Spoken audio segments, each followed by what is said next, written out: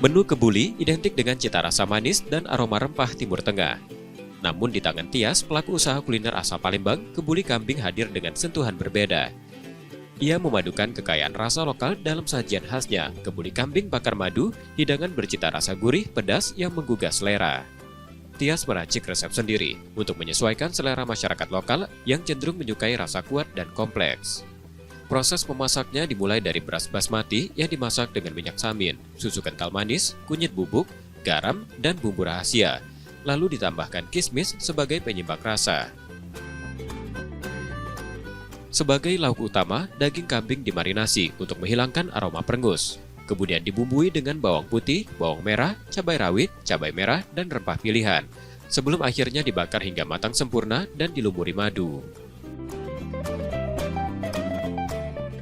Kebuli kambing bakar madu disajikan lengkap dengan acar dan kentang Mustafa menciptakan perpaduan rasa yang kaya dan seimbang.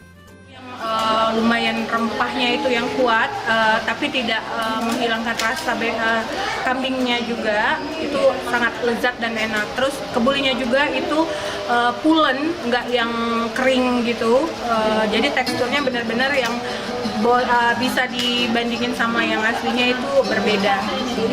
Iya, ini resep yang sudah di remake, sudah dicari-cari sendiri dan itu resep pribadi. Satu hari mungkin bisa 10 tampah ya, 10-15 tampah. Kalau untuk porsian kita lumayan banyak ya, beragam lah setiap harinya. Meski tergolong baru, menu ini semakin diminati terutama momen Idul Adha sebagai hidangan spesial keluarga. Ini enak, gurih, terus kambingnya tuh lembut, mantap buat makan siang. Untuk harganya udah disesuaikan. Mahal nggak? Nggak terlalu mahal, juga terjangkau. Dibanderol mulai dari Rp85.000 hingga Rp300.000.